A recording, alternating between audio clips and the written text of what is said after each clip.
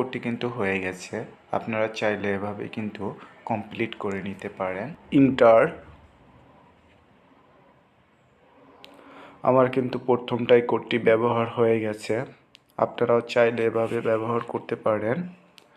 সঠিক নিয়মে 100% আপনারা অ্যান্সার দিতে পারবেন।